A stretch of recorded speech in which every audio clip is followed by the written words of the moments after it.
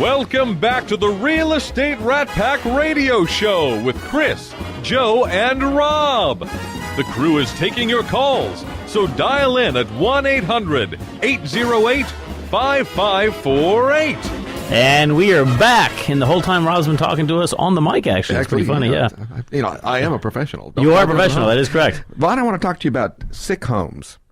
That homes typically will, people go there, and they'll be staying there, and they often get, colds, sinuses issues and things like that. Like what our producer was talking about. Our producer was talking about. And a lot of times the culprit is you've got dust and bacteria in the house that's causing it. Exactly. I can give you a couple of quick examples. Please do. I treated a home where, very nice home, big, beautiful home over in West U. And the mom and the daughter were sick, and they avoided one room of the house, and they always had a problem in that particular room.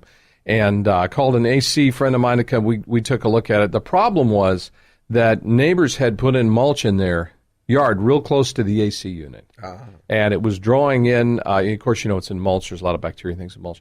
And it got into the condensation in the ductwork in that room and really caused a problem. There had also been a leak at one time in that house. And when you have a leak in a source of moisture, mold starts to grow in sheetrock. It sporulates, once again, and you have problems with many times, as you were saying, when you sleep at night, when you're sleeping, you'll really come into these problems. Then you'll also notice that if you're out of the house, if you're on vacation, you're at work, or you're somewhere for 3 days, the problem clears up because you're not in the house. So I treat houses for that. I treat commercial buildings. I did a couple buildings here in town that had the dirty sock syndrome.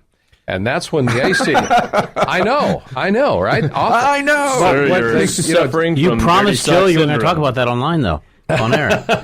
The problem is that you get a lot of things that accumulate in ductwork, in commercial buildings and in houses sometimes. And when the AC comes on, it smells like feet. It smells like dirty socks. Terrible. And, so donate to the DSS Foundation. Exactly. We're doing the Ice Bucket Challenge. Don't let this happen with to soap. You. So what I do is I treat it and I get rid of that. And I have some AC people that call me exclusively to come and fix those type of problems. So it's good to get rid of smoke, mold, odor. It'll make your home a healthier place for you to be. If you have a sick child and your child seems to be ill or ill at night and developing problems with upper respiratory problems or eye problems or nose problems, a lot of that's because of what's in your home. Yeah, if you have teenagers, that can be a problem. I don't know if that'll help or not, but I think that was a really important thing that you said about having an AC person, is because a lot of times over the time ductwork does get loose, and of course your houses are closed up. We don't open up our houses that much in Houston, Texas. No, so we're constantly in a closed environment, and you've got ductwork that's exposed to the plenum area of the attic, and so it's sucking in dust and whatever moisture might be there on a consistent basis. So along with having you come out and do it, they might have somebody come out and check the ductwork and make sure it's taped correctly. Yeah, that's key. And of course, I've had laboratory tests done on the effectiveness of the clean air electrocatalytic treatment, and it's extremely effective against MRSA, the flesh-eating staph. And it's also very effective against E. coli, other airborne bacteria and problems, influenza A. And I actually got a call from a military microbiologist just 2 weeks ago telling me that he'd been reviewing the findings of the tests, and he felt that, in fact, he said he was certain that clean air technology would eliminate Ebola. And, of course, that's very timely right now with what's going on in people being afraid to travel. Already infected, it'll help it from being somebody else. It won't cure somebody who has it, but if you have an area that's been contaminated, you can decontaminate, for example, an airplane or a it bus, will kill the or virus, however, it's terminal for the patient. It's really serious problem, and we are actually going to be in the lab testing for Ebola here in just a couple of weeks. So a lot of good, exciting things going on for Clean Air. If you're listening and want more information, cleanair.com, CLEANEAIR.com, 832-276-6000. Vaughan Pederson. Our producer's writing that down now. She is right now. I'm telling you, she's on top of it.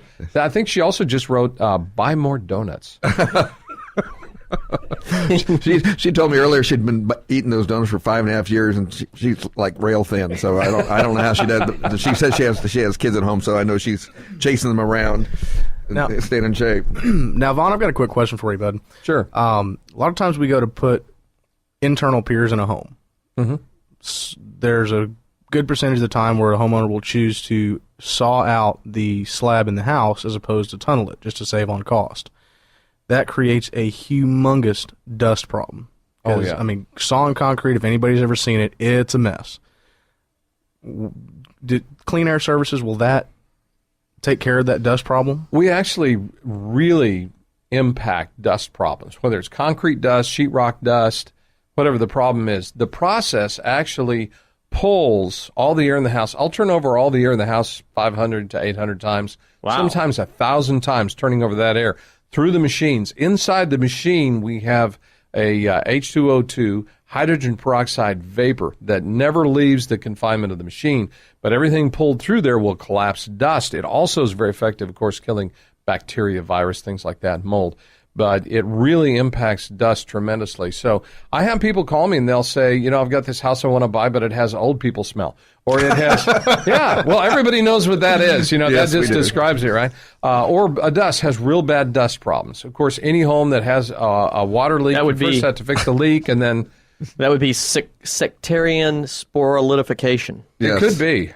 Septuagenarian. Septuagenarian. There we go. Sectarian. Yeah. I don't. Yeah, not totally the wrong word. That's we have the right radio station, but the wrong subject. It is an S word, which is S is the letter of the day. The letter of the day. Exactly. I just went to the wrong one. But I do a lot of work in those areas to reduce dust. Okay. To reduce those kind of problems. Any airborne or surface pathogen.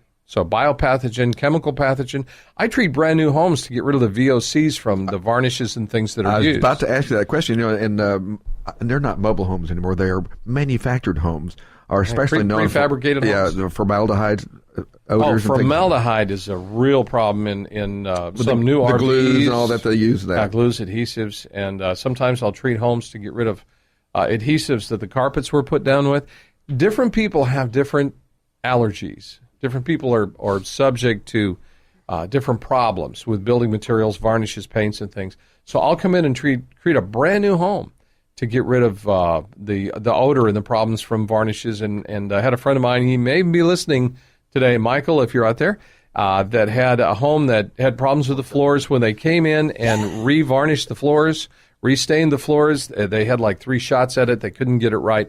Finally, they got it right in terms of the color.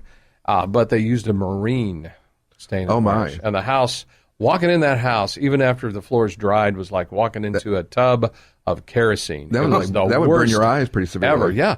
And his wife was pregnant, and they didn't want to be in the house. So it did take longer. It took a couple of days to get rid of the problem, but it worked, and they were so pleased. And they've had me treat a couple other houses since then. I guess the alternative to that would be light a match, right? Yeah. Yet again, another solving of the problem, creating a much larger one. Yeah. Then they'll come out and have me treat it for spark damage. Yeah, no kidding. I talk, when I teach class, I talk a lot about lead-based paint. In a solid state, it's absolutely harmless. But when it becomes a friable state, which is usually when you're sanding it. Right. As soon as it becomes airborne. It becomes airborne and you inhale it or ingest it. That's when it becomes very dangerous. And the case I always use, there's a woman that was pregnant, but while she was pregnant, she was remodeling a house, an older house, and all the particulates in there, and the baby was born quite deformed. And so something like this, would it take care of that lead dust? It'll take any dust or particulate out of the air, so... I would say just on the surface that it would certainly improve it tremendously. It may not eliminate it altogether, but it would improve it tremendously.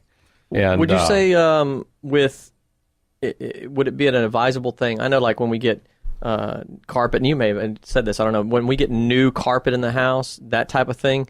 Yes, he already did say that, by the way. He did. It's good to treat in that situation. Yeah. Okay. Very, very much so. Anytime you get new carpet. Adhesives. You never know what people may have a problem with. When you remember Andro Airport that used to be over where, what is that, Royal Oaks? Royal Oaks, that's where Royal Oaks is. I did several homes in Royal Oaks because the raccoons and some of the animals that lived in that real wooded area around the airport moved into people's attics.